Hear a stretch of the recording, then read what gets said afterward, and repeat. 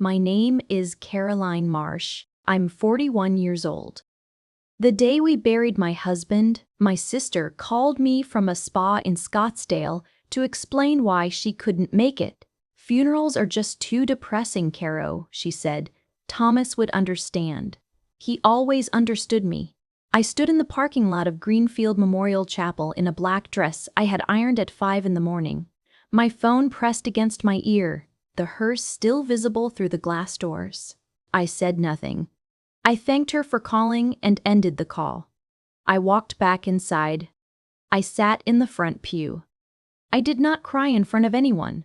Not once. What Vanessa didn't know, what none of them knew, was that 3 weeks before Thomas died, he had sat with his attorney and dictated an addition to his will. A sealed envelope, addressed to my sister by name. He told me what was in it. He made me promise not to open it, not to warn her, and not to explain it until the right moment. I kept that promise for 14 months. This is that story. Thomas Merritt was 53 years old when pancreatic cancer found him. He was a civil engineer who had built 3 infrastructure firms from scratch, sold 2 of them, and kept the third because, as he always said, he didn't know what he would do with himself on a Tuesday morning if he couldn't walk a job site. We met when I was 29 and he was 41. He was not charming in the obvious way. He did not tell jokes at dinner parties or remember the names of your children within the first 5 minutes. What he did was listen. He listened the way people read a contract, slowly, without skipping anything, going back to recheck what he thought he heard. In 12 years of marriage, he never once interrupted me.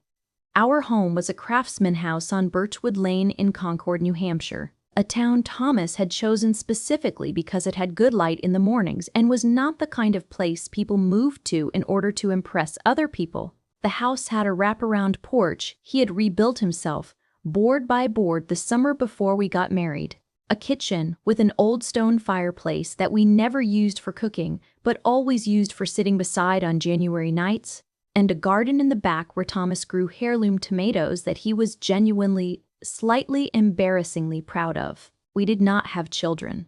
We had each other, and that had always been enough. Then there was my sister Vanessa Holt, 38, living in a 3-bedroom apartment in downtown Boston, financed primarily by a combination of her second ex-husband's alimony settlement and a lifestyle blog she ran called Curated by V, which had approximately 60,000 followers and generated exactly the kind of income that sounds impressive until someone asks a follow-up question. Vanessa was the kind of beautiful that rooms notice. Dark hair, sharp coloring, a talent for walking into events as though she had been specifically invited to improve them. Our mother, Patricia, had always arranged the family calendar around Vanessa's schedule, a habit that had calcified somewhere around 1993 and never softened. When Vanessa came to Concord, which was perhaps twice a year, the guest room was made up with Patricia's good linens. When I visited my parents' home in Keene, I slept on a pull-out couch with a bar across the middle that I had been sleeping on since college. I am not telling you this to establish that Vanessa was cruel. She was not cruel. Cruelty requires intention.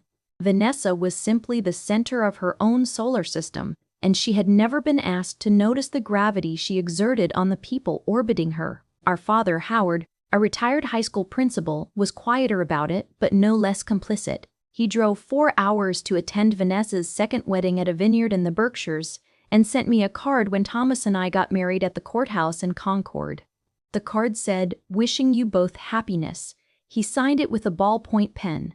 The examples I remember most clearly are not the dramatic ones. They are the accumulation. When I was 32, Thomas and I were in a serious car accident on Interstate 89.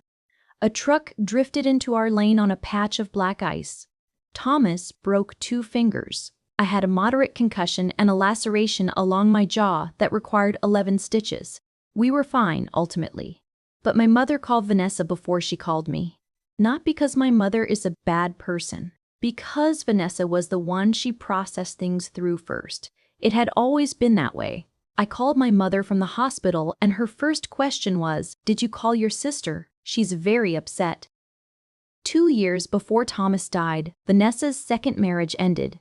Her husband, a financial planner named Derek, had met someone else. Vanessa arrived at our door in Concord on a Wednesday night with 2 suitcases and the particular controlled devastation of someone who has been beautifully wronged. She stayed for 6 weeks. Thomas never once mentioned the inconvenience. He made her coffee in the mornings. He listened to her talk about Derek for hours with the same patient attention he gave everything. He drove her to appointments and never once suggested a timeline for her departure. When she finally left, she hugged him for a long time at the door and said, "You are the kindest man I have ever met, Thomas. Caro doesn't deserve you." She laughed. He smiled. I stood just inside the door and counted the seconds. There were 11 of them before she got into the car. 3 years before Thomas was diagnosed, he came home from a routine physical with a look I had not seen on his face before. Not fear. Something more deliberate than fear. He sat at the kitchen table and said, "They found something on the scan. We're going to know more in a few days." We knew more in 4 days. The oncologist, a precise and honest man named Dr. Docker Calloway, sat across from us in an office that smelled like recycled air and told us the words that rearrange every room you ever stand in afterward. Thomas asked 3 questions and took notes on a yellow legal pad. He drove us home, made pasta, poured wine, and we sat on the back porch for 3 hours, without talking about cancer once. We talked about whether the tomatoes had peaked or still had a week left. He said they had a week. He was right. What followed were 2 years and 7 months of treatment, remission, relapse, and the particular mathematics of a terminal diagnosis. Thomas was not a man who spent his remaining time searching for meaning. He was a man who had always known what mattered and simply continued doing those things with slightly more intention. He worked as long as he could. He walked the job site until his legs wouldn't carry him. He finished rebuilding the porch railing he had started the spring before. He made sure, very quietly and very methodically, that everything he had built would be accounted for, including things no one expected him to account for. His estate was not complicated in the way that rich people's estates are complicated on television. It was complicated in the way that a $12 million portfolio managed by a careful man becomes complicated when that man decides to think very hard about what each dollar says about what he valued. Thomas spent the last 3 months of his life in consultation with his attorney, a woman named Eleanor Graves, whom he had worked with for 15 years. I sat in on most of those meetings. There was one I was not present for. He told me about it afterward, lying in the adjustable bed we had set up in the living room so he could see the garden. He told me what he had added. He told me where the envelope was. He told me to wait for the right moment and that I would know it when it came. "Promise me you won't soften it," he said. I promised. Thomas died on a Thursday afternoon in October. The light in the garden was the color of amber. I was holding his hand. His last words to me were about the tomatoes. He said he thought we had planted them too close to the fence line. I told him we would move them in the spring. He said good. And then he was gone. The funeral was held 6 days later at Greenfield Memorial Chapel. I had spent those 6 days making arrangements, calling people, accepting casseroles, and sleeping in approximately 90-minute intervals. I called Vanessa the evening Thomas died. She cried on the phone genuinely, in the way she did when things arrived before she had time to perform them. She said she would be there. She said, "Of course I'll be there." He was family. I believed her. I had no reason not to. The call from Scottsdale came at 7:48 in the morning on the day of the funeral. She had flown there 2 days earlier for what she described on her blog as a digital detox wellness retreat. I did not know she had gone. "I just can't do funerals, Caro," she said. "You know that about me. They just destroy me." And Thomas would get it. He always got me. I listened. I said, "Safe travels, Vanessa." I ended the call. I walked back inside and sat in the front pew and let the service begin. 62 people came. Thomas's colleagues, his crew foreman, A man named Albert who had worked for him for 22 years and sat in the back row with his hat in his lap. Our neighbors, Eleanor Graves, my friend Dana, who had driven from Portland at 5 in the morning and did not ask a single question the entire day, just sat beside me and handed me water at intervals. My parents came. My father wore his good suit. My mother cried and held my hand. In the row behind them, Vanessa's seat was empty. No one mentioned it, but everyone noticed. In the weeks after the funeral, I did not fall apart. I had no framework for falling apart. Thomas had been the steadiest person I had ever known, and somewhere in 12 years of watching how he moved through difficulty, I had absorbed the practice of it. I grieved in private, in the garden, in the early mornings before the light shifted, in conversations with Eleanor about what came next. I let the process work. I answered the letters. I signed the documents. I sorted his tools in the garage one afternoon and kept every single one. I was not fine, but I was functional, and functional was enough. Vanessa called me 3 days after the funeral with a series of apologies that were genuine in the way that her apologies always were, meaning they were sincere to her, and she expected them to land and dissolve the problem the way rain dissolves salt. I just couldn't handle seeing him in a box, she said. It would have broken me. I told her I understood. Because the thing about Vanessa is that she was not wrong about herself. It would have broken her. She was built for celebrations, not for reckoning. What she did not know was that her name appeared in Thomas's will, not as a recipient of money, as the recipient of a letter. The will itself was clear and precise, as Thomas had been clear and precise about everything. The house on Birchwood Lane and its contents went to me. The third firm, renamed Merit Civil Group, was transferred into a trust I administered with Eleanor and a board Thomas had chosen. Various amounts went to Albert and 3 other long-term employees. A substantial gift went to a scholarship fund for civil engineering students at the University of New Hampshire that Thomas had been quietly funding for years. And then, in paragraph 14, in the measured language of legal documents, there was this: a sealed envelope addressed to Vanessa Holt, sister of Caroline Marsh, is to be held by Eleanor Graves, attorney of record, and delivered to said recipient at a time and in a manner determined by Caroline Marsh. This envelope contains a personal communication from Thomas Merritt and carries no legal effect on the distribution of the estate. Eleanor had the envelope in her office safe. I had not opened it. I had not told Vanessa it existed. I had not told my parents. I had not told anyone except Dana, who heard it and said, "Okay, what do you need from me?" Which was exactly the right response. 14 months passed. I am going to tell you what those 14 months looked like because the details matter. In November, 1 month after the funeral, Vanessa posted a tribute to Thomas on her blog. It was beautifully written, as she wrote everything beautifully, and it described their bond with a warmth that was, in its way, accurate. She wrote about the 6 weeks she had stayed with us after Derek left.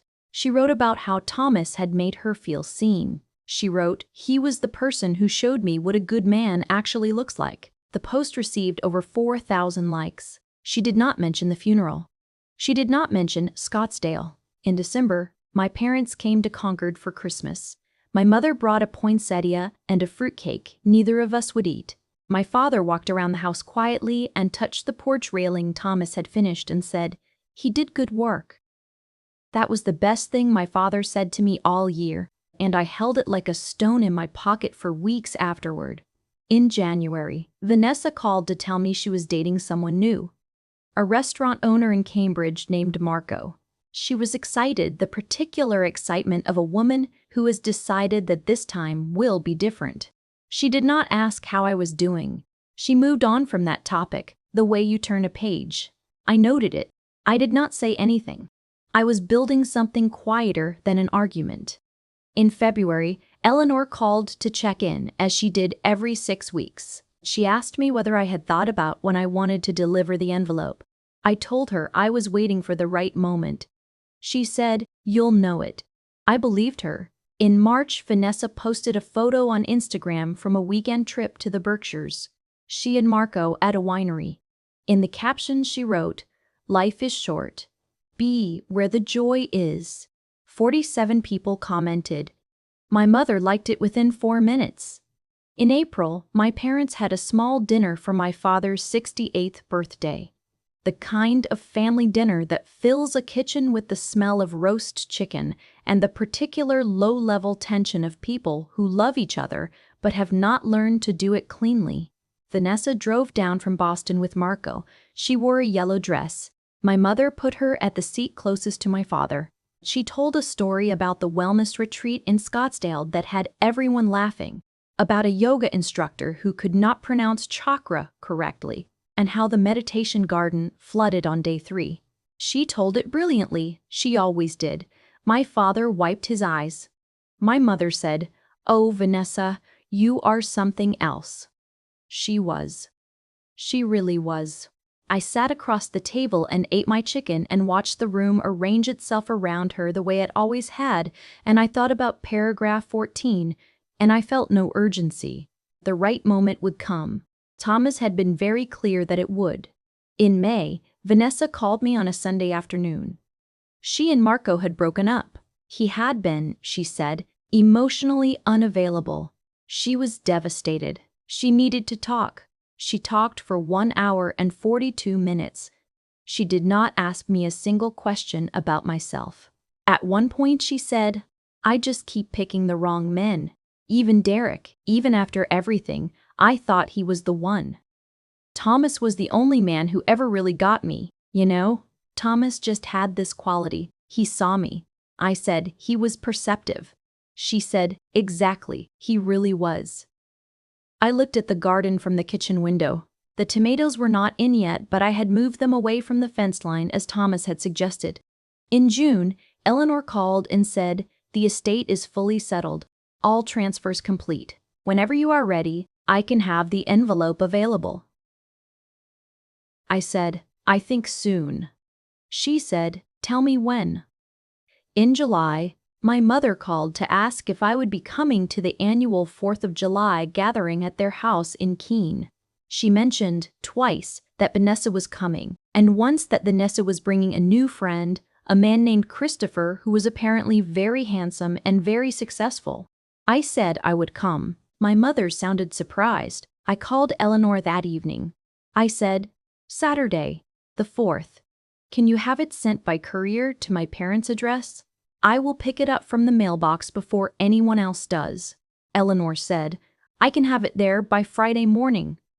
I said, "Perfect." That was all I needed. Before we go any further, I want to pause for a moment and speak directly to you. Because if you are still watching, you already know what this story is about. You have felt it. The room that arranges itself around someone else. The table where your seat is always near the door. The person who says, "You are the strong one," and means you're the one who won't cost me anything. If that is you, I need you to drop a comment below and tell me where you are watching from, because this story is for you. Hit subscribe if it is hitting close, because what happens at that 4th of July dinner is something I have never told anyone outside of that room. My parents' house in Keene was built in 1962. A colonial on a half-acre lot with a backyard deep enough for a proper gathering. My mother had strung lights between the oak trees. My father had set up the folding tables end to end, the way he did every year, covered them in the red and white checkered tablecloths he kept in a labeled bin in the garage. By 6 in the evening, there were 23 people in that backyard. Aunts and uncles, cousins, my mother's sister from Vermont, neighbors from 2 doors down who had been coming to this gathering since before I was born. Vanessa arrived at 6:15 with Christopher, who was exactly as advertised. Tall, easy smile. The kind of man who makes other men slightly uncomfortable without trying. She wore a red sundress. My mother met them at the gate. My father shook Christopher's hand. The room arranged itself. I stood near the back table and poured myself a glass of iced tea and watched it happen with the quiet familiarity of a woman who has watched this particular choreography for 40 years. I had retrieved the envelope from the mailbox at 7:30 that morning. It was exactly as Eleanor had described it. A standard white envelope sealed with a strip of clear tape across the flap. Thomas's handwriting on the front. Vanessa Holt. Nothing else. No address, no return, just her name. I had held it in my hands for a long time in the kitchen before I put it in my bag. Dinner was served at 7. Burgers and corn, and my mother's potato salad that had won a church potluck competition in 2011, and about which she had never once been modest. People served themselves and found seats, and the noise level rose the way it does when a backyard fills with people who have known each other long enough to argue about sports without meaning it. I sat between my Aunt Linda and a cousin whose son had just started walking. Vanessa sat at the center of the long table with Christopher on one side and my mother on the other.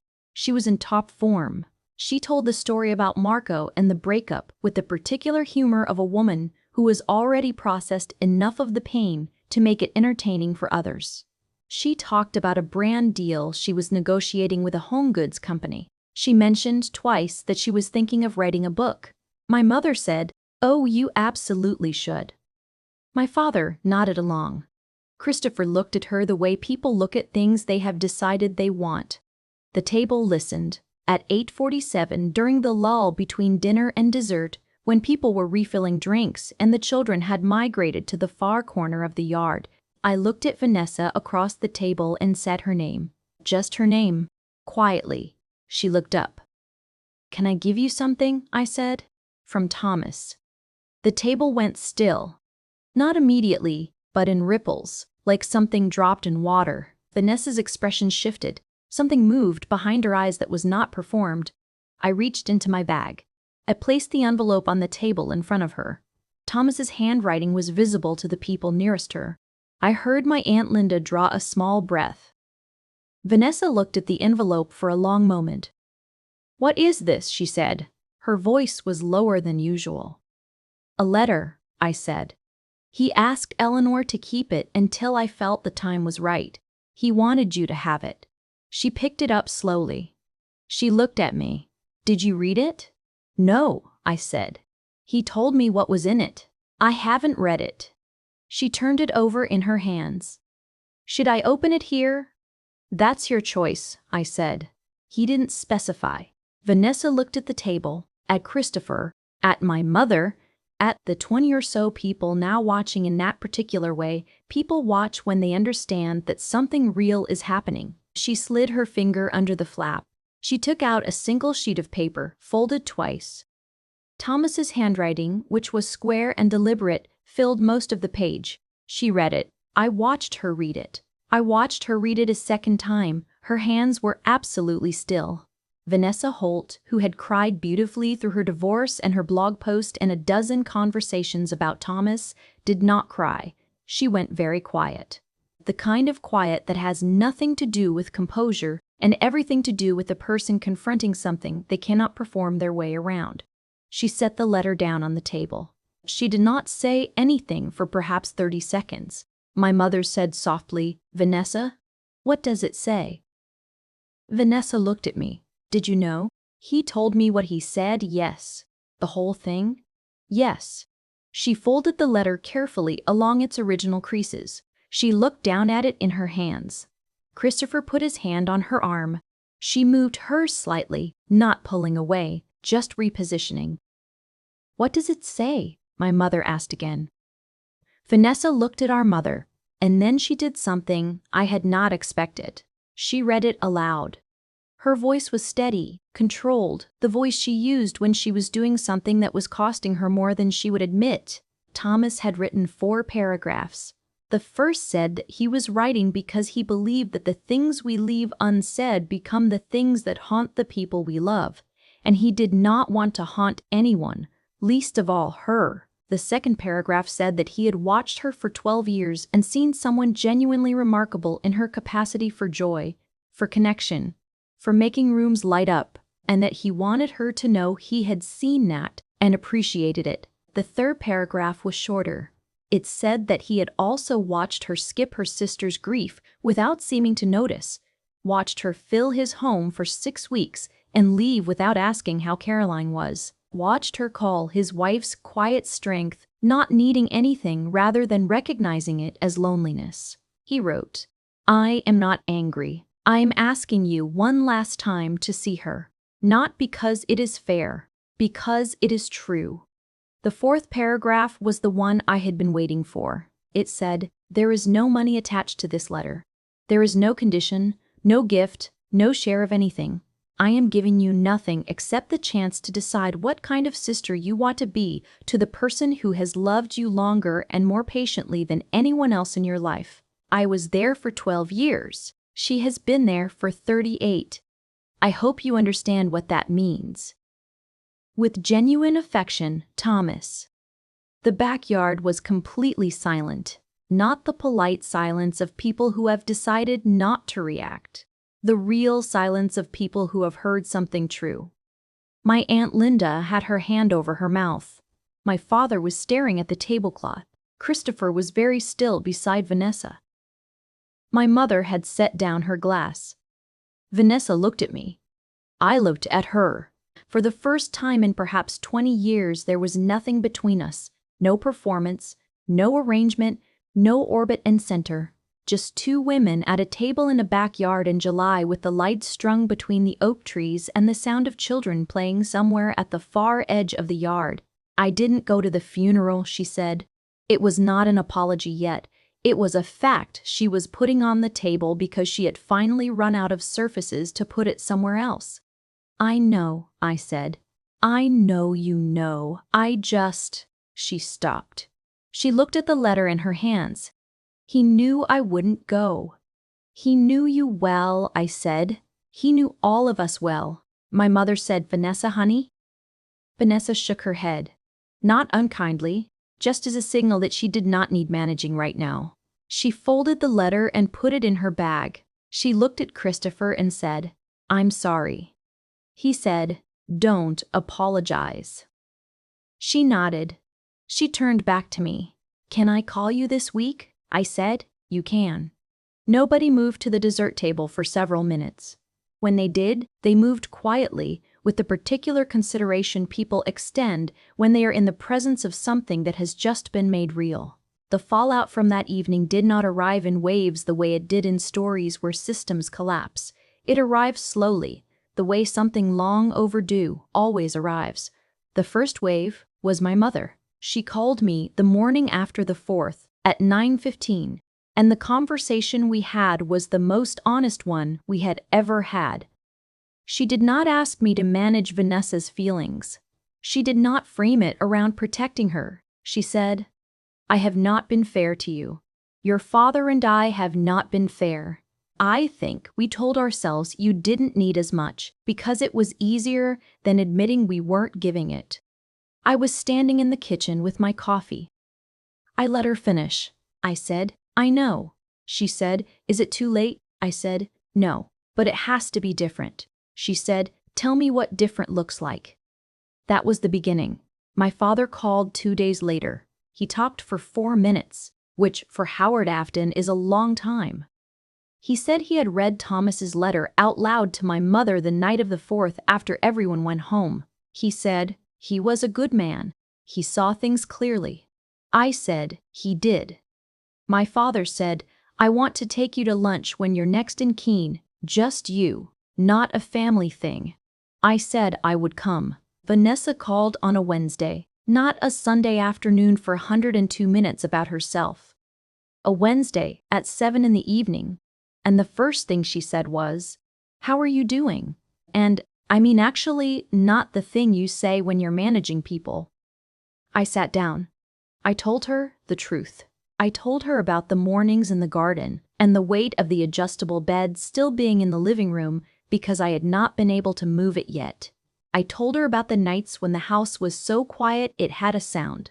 I told her about Eleanor and Dana and Albert, who sent me a note on Thomas's birthday that I had read 4 times.